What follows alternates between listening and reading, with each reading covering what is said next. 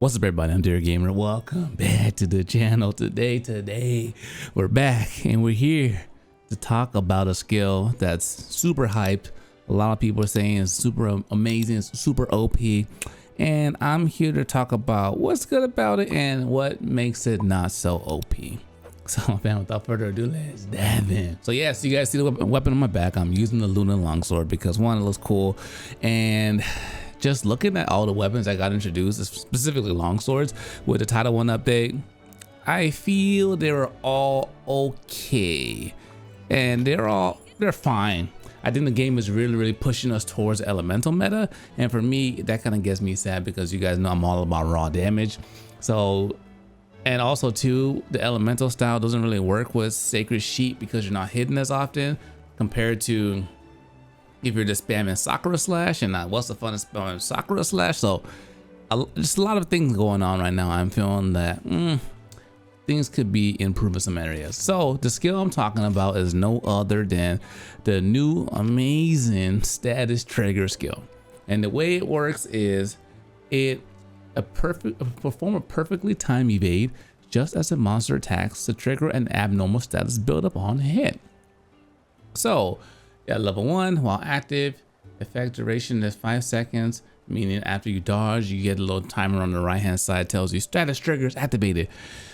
Level 2, you get 8 seconds, and level 3, you get 12 seconds. So it's cool because the game is really shifting towards, it's going away from raw builds.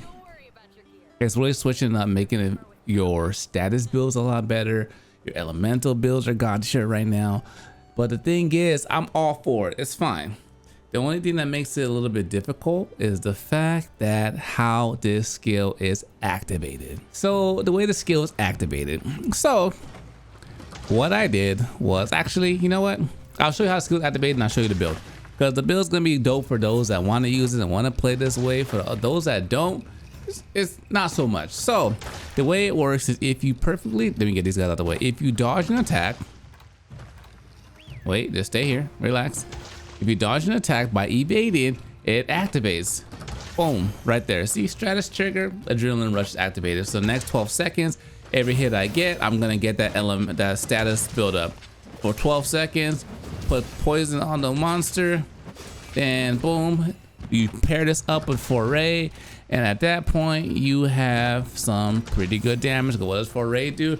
Foray gives you additional raw attack for every time a status is afflicted on the monster. So that's kind of the cool thing about this build. It all works together in a perfect harmony.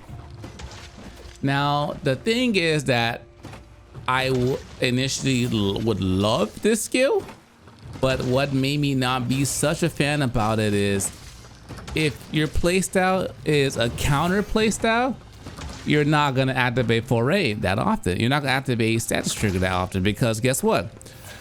Unlike World, Foresight doesn't count, which makes no sense at all.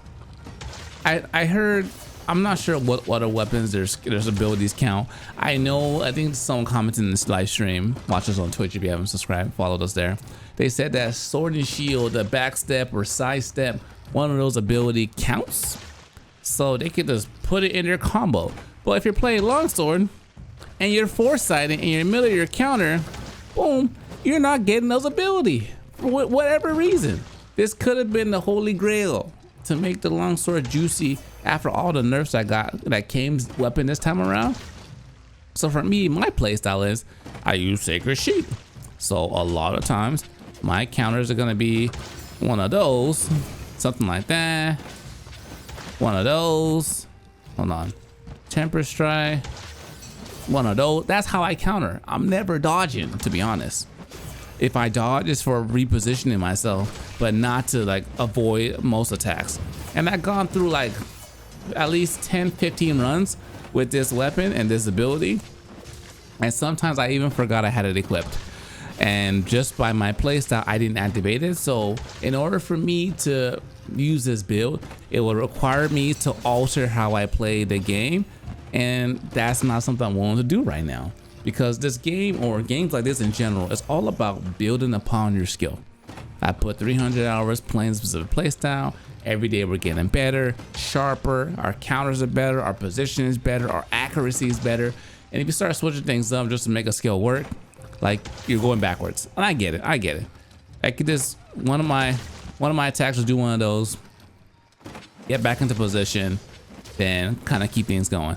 But it's like, I think for me it's more annoying, and I feel like I just always forget that I have that skill, and it required me to do an extra step versus just being built into my kit with the foresight, which would have been fantastic. So that's why I am not too stoked about it. I know I've seen a lot of people say this weapon, this skill is so OP, it's so amazing.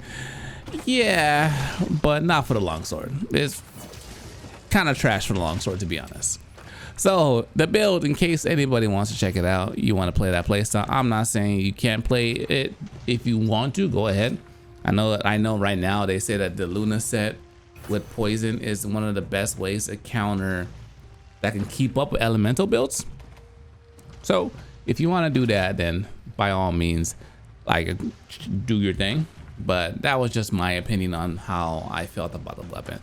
So just going from the top to bottom, if you notice, I augmented this weapon to get the 10 additional raw, so it has 340. That's another thing. All the weapons are the same damage, which is annoying. But anyways, so on here I have attack boost maxed out, evade window maxed out, crit boost, which is exploit, poison attack, quick sheet 3, status trigger 2 levels of agitator, 2 crit eye, 2 maximum eye, adrenaline rush, 4A, crit chain, and wirebug's whisper. So this builds now in endgame free update 1. They're a little different. So this build is good, but I haven't finished the build yet because I have to get some augmentation skills for my weapons, so my armor pieces. So this one, I'm not gonna keep wirebug whisper on there. If you're not gonna put 3 levels, then don't do it. So that's one thing. I haven't finished this piece. This piece pretty good. I got the crit boost on it. I haven't even touched this one yet as far as my augmentations. And also too, these are higher rarity armor pieces, so you can't get that good of skills unless you start taking stuff off because it's too high ranking. And I got this one. I wanted to get a crit boost and a level 2 upgrade one of these slots, but right now all I got is just a crit boost, so I'll just keep that. And my talisman is 3 attack and a level 1 on there. Over here I got the rampage decoration, anti-dragon, because this is probably the best rampage decoration. That's another thing. Give us some better rampage slots or decorations, because I feel like the ones we have are kind of trash. There's like 2 good ones. This one, the Tailstra one, is pretty good. Other than that, you're not using anything else. So this is the current build we're using. You guys always want to see the decorations. The decorations are as the following. A quick sheet. Maybe I can even, no, you can't. The critical weight tenderizer, attack, 2 challengers for agitator, the venom, quick sheet, and that's what I got going on, which gives me this bad boy on the right hand side. So status trigger, I mean, I think it's just a wave right now, because same thing with the arm piece.